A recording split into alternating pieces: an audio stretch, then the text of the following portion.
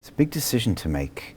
Was it an easy decision ultimately? I mean, obviously thought about it for 20 years. Yeah. When did you finally, you say revert, not convert. Definitely. Can you explain that? Yeah, 100%.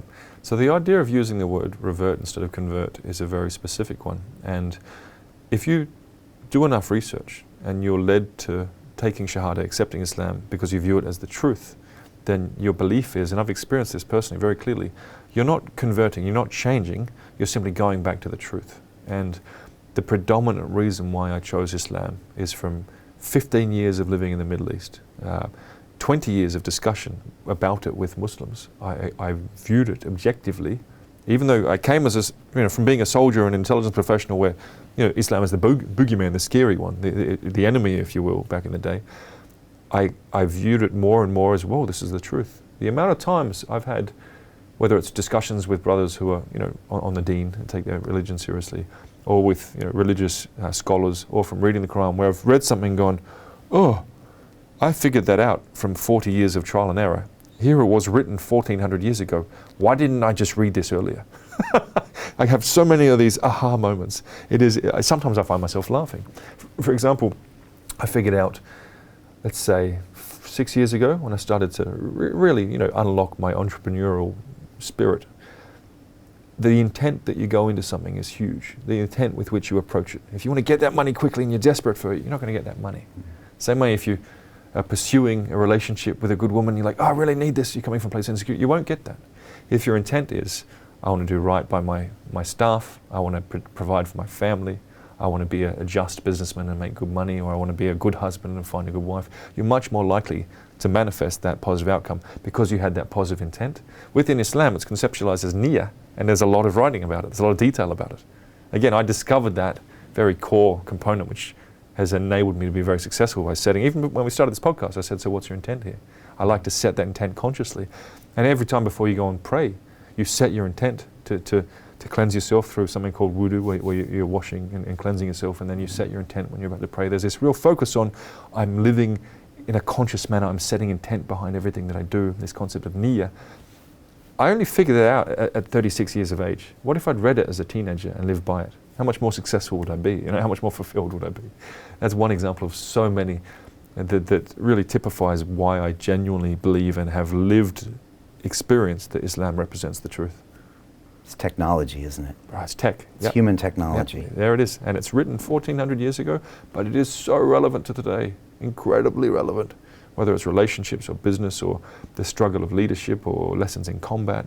It's in the way society and evil will pull you off the straight path. So much of what's in the Quran and the associated hadith is, I'd say, almost scarily relevant to the plight of masculinity or being a good human today.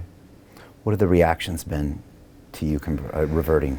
From your peers and from other Muslims in Dubai? So when I reverted, I was in corporate America with a global level at the time. So I wouldn't say it was negative, but it was the elephant in the room for some time. I thought about growing out my beard just for fun, but I didn't. Overall, very positive support from the Ummah, from the global community of fellow Muslims, incredibly positive. So many people giving me guidance, sending me books, just incredibly welcoming and understanding. And if everyone views Islam as some sort of really strict religion, I've had so much support and care and just empathy from Muslims saying, yeah, this one might be a bit tricky, but here's the steps to do it. Like, bro, it's anything. When you revert to Islam, it's anything but strict and scary and haram this, haram that. It's very positive, very positive. There's been a lot of hate on social media, but man, you're going to be on social media, you're going to get hate anyway. Funnily enough, despite all this hate on social media, not a single person has said anything negative to my face. Can't think why. I mean, it might have something to do with being almost 2 meters tall and 106 kilos, but I don't know. You're not a small guy, Joule. I don't think that's it. I think genuinely, I'm just being a little bit silly there. But that's most people. It's all online. Exactly. It's never real. And one of the things I learned from Tate, because when I first started spending time with him, I'd see these haters, throwing hate at him even back in the day. I'd be arguing with him. It's like, bro, relax. It's not real. It's noise in the void. It's not real. Anyone who, and I think he said the same, not a single person has said anything hateful towards him in real life. It's not real.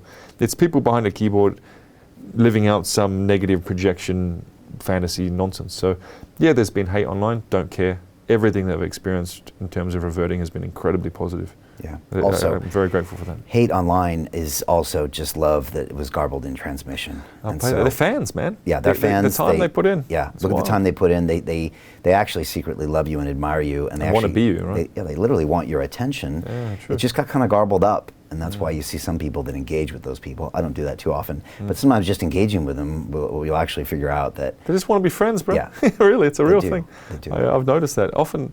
I'll engage with the haters, or at least I used to. I try and spend as little time on the screen as possible, and a lot of the time they're looking for attention and they want to be buddies. It's a bit of a sort of a garbled up fan, as you said. Yeah, it's interesting. When I got to London is probably where I started my journey of awareness with Islam, and I had a few clients that were Muslim, some guys in the city that I became friends with because we would do business for years on end. And I had some guys that were devout, some guys that weren't, some guys that would fast for all of Ramadan, including on the trading floor, some guys that would just not, and they would go and pray, or some guys would just think, and it was just a whole thing. And I ended up learning about it. I bought some books on it. I knew the 5 pillars. Amazing. I learned about the Hajj. This is like late 90s. And asked a lot of questions. I went to a mosque in Regent's Park in London. One of the guys took me just to check it out.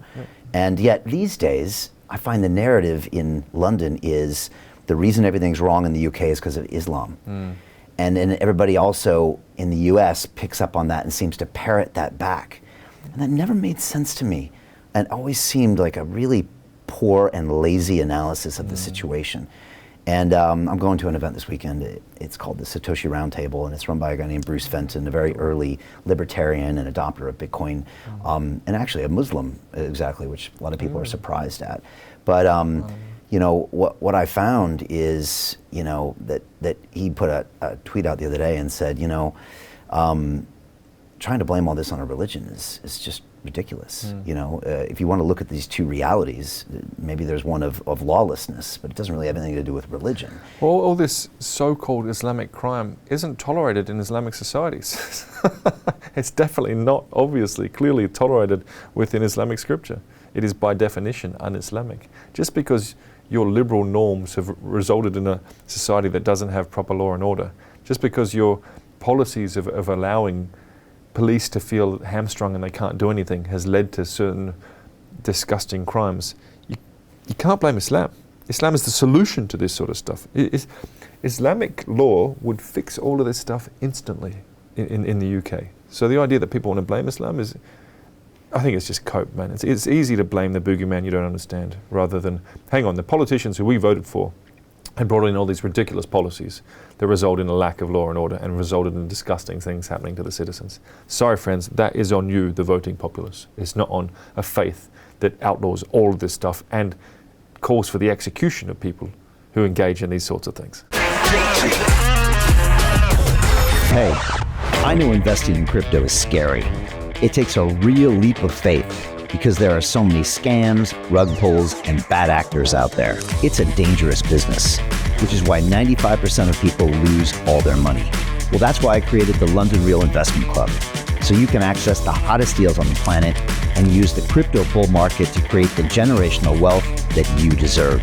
Join my team of over 100 people from around the world that are making millions of dollars behind the scenes investing in blockchain, AI, Web3 games, DeFi, Bitcoin, and more. Don't miss out. Click the link below to book a call with one of my team now. But hurry, this bull market will end soon.